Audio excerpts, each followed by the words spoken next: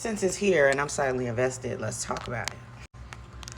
All the social media based drama is really the best and juiciest and it's least controversial because, and when you start talking about big name celebrities or politicians, fuck, people want to come find you in your address.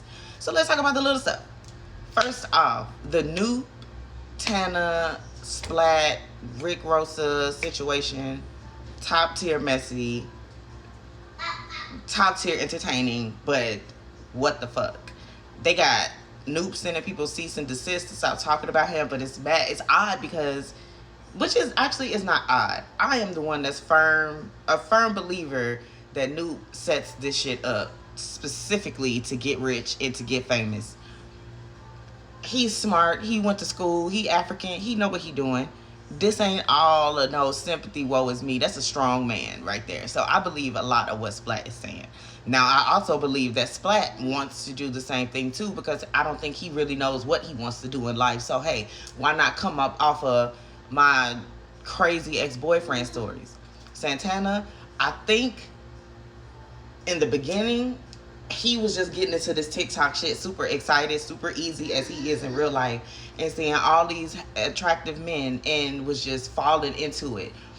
But once he started to peep the game, because he is also a go-getter and money getter, that hey, this shit brings more views, which then brings more people, which brings more money.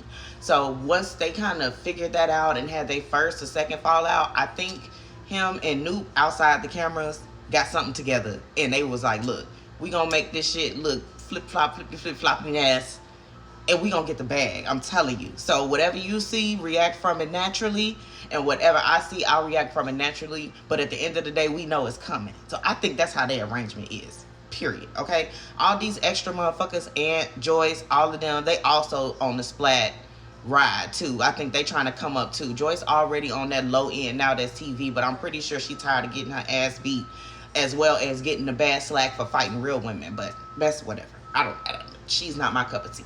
But back to what I was saying, yeah, that shit is pretty good. So what's gonna happen now? Because Noop sent cease and desist to Rick Rosa, Splat so far that I've seen.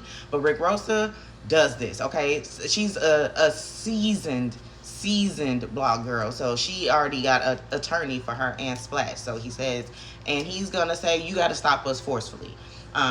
Which is a true thing. Somebody send you a cease and desist, don't get scared. Get your attorney, get some information, and they'll let you know they gotta come for you. It's whatever.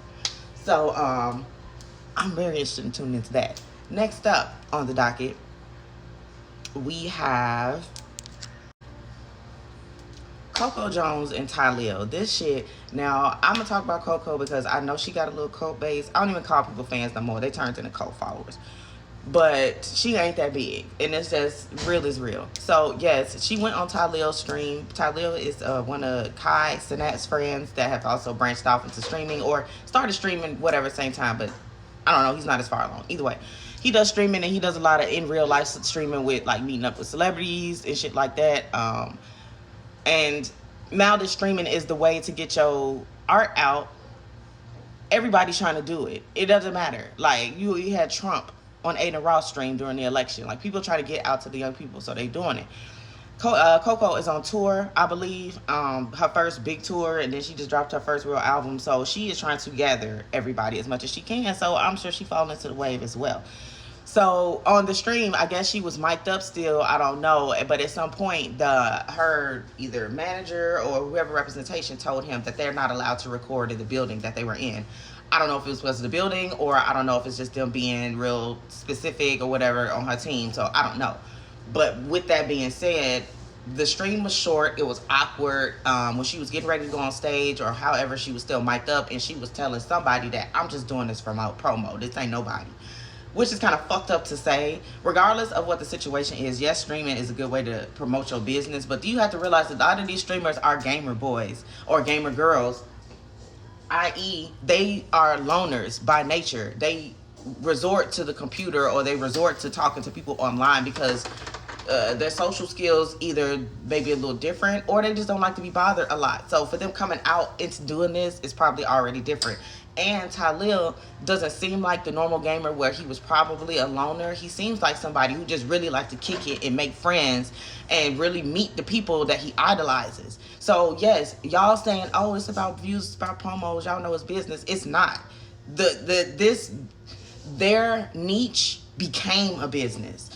Their hobby became one of the most lucrative money earners today. It wasn't on purpose, and it became that because they were so genuine and so natural, and people like that. It's refreshing to see real people on live stream instead of seeing these made up artists that are now trying to take over streaming because they just trying to get more money and get more fans.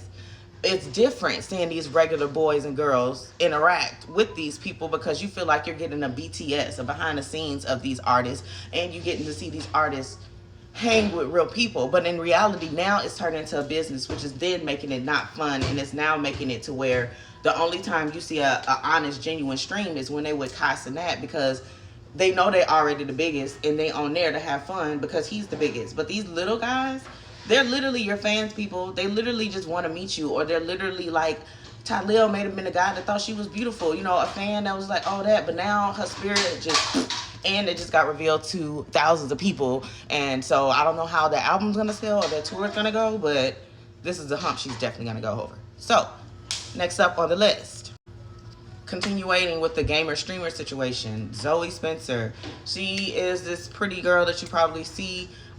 She's very down to earth, very around the way. She's like a guy's girl, guys type of thing, but she is very loud and very aggressive. So I can very much see how when she makes friends with these guys and they either level up, mature, or get more money, that they're not gonna be on that no more.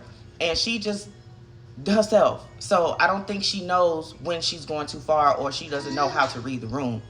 And that's just, hey, that's what happens when you make people who are regular people famous super fast. Everybody's not going to have media training Kai. Everybody's not going to be that way. So when it comes to her and Kai, I really think Kai just pulled the situation out his ass to use. And I think it's more so of his girlfriend just being respectful to her. And she might not even be the one puppeteering his decisions.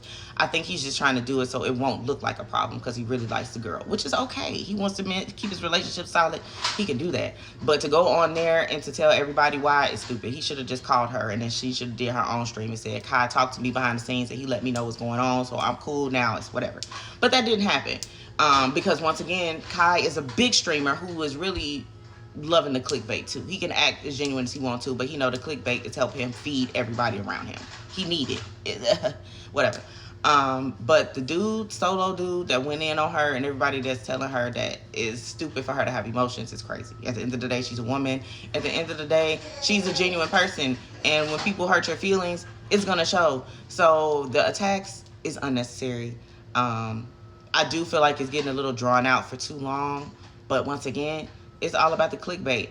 Things get drawn out in this world or in this era because of the fans. These artists can be mad at these bloggers and mad at these gossip pages and these radio hosts and all this shit, but at the end of the day, they're doing their job. They're talking about what the people are talking about and what the people want to hear. And when you make it a problem, or you bring yourself into spaces where you cause problem with people, i.e. Megan, and big shit happens and you're a big name, it's gonna be there forever, boo. And honestly, the people who adore you are the ones making it stretch longer, because they're defending you so much that they're creating a fire that everybody either wants to put out or add fuel to. So when you doing all these posts, Megan, about people leave me alone or doing all this, think about it.